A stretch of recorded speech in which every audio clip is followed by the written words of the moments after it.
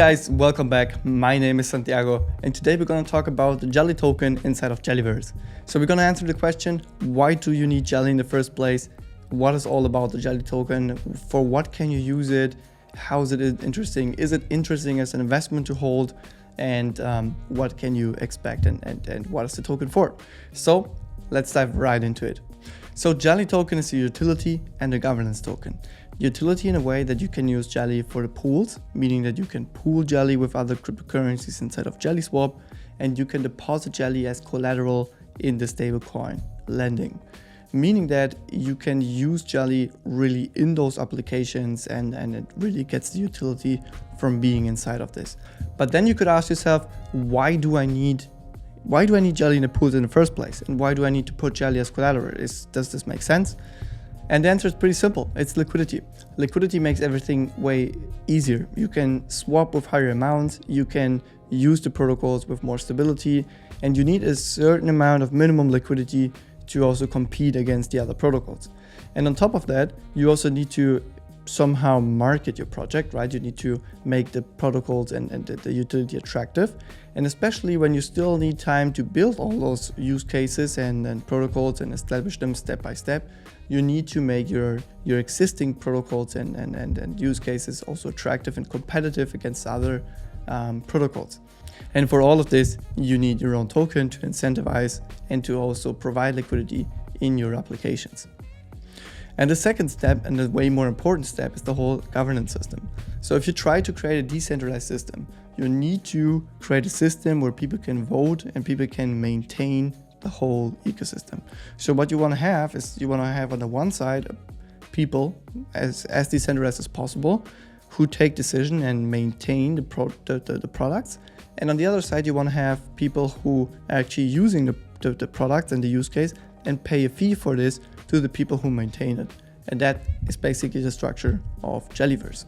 So you have this governance system. The more tokens you have, the more you can vote. Makes totally sense. We're not having any proof of work or proof of stake mechanism here as on the blockchain, because this is just because this is a project building on top of a blockchain. It's not the native currency or the native chain itself.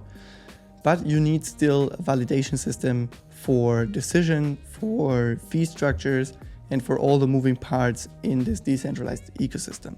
With that being said, with the governance, then you need to ask yourself the question, how do you achieve that this token has enough utility and enough attractiveness to be held so that people actually want to participate in governance and want to push the vision forward?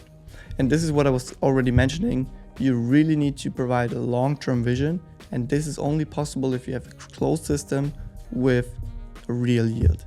And this builds on the fact that in Jellyverse, there's a lot of protocols that are going to be developed, like JellySwap, the decentralized exchange, JUSD, the stablecoin, and also the Jelly bond, the bonding protocol, and more. And also community members are already building on Jellyverse, and all those protocols are going to pay fees to the Jelly stakers in other cryptocurrencies. Meaning that if you hold Jelly, if you keep it for a long time, for maybe 10, 20 years, you have a completely different mindset. You don't need to dump your coins at some point in time to just make a bit of money and then disappear. You can really hold on to this. You can earn other cryptocurrencies over time. And the more the use case of the protocols is getting adapted, the more revenue will be created for the stakers. And of course, this is something that you don't get from Jelly instantly. You need to stake Jelly, meaning that it's not Jelly itself that provides you with the right to get any revenues or something. It's only for the stakers and for the people who really actively participate in governance. And that's it. So to sum it up and make it super short, Jelly token is used for utility inside of the pools. You can use it for depositing as collateral with the stablecoin. You can use Jelly, or you need to use Jelly inside the governance system. So you need to maintain the whole ecosystem and push it forward.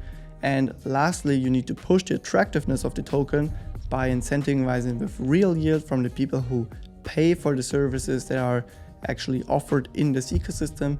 And as long as people want to use this, you will always have people who earn from this ecosystem, who maintain it, who push it forward, and who want to be inside of Jelly.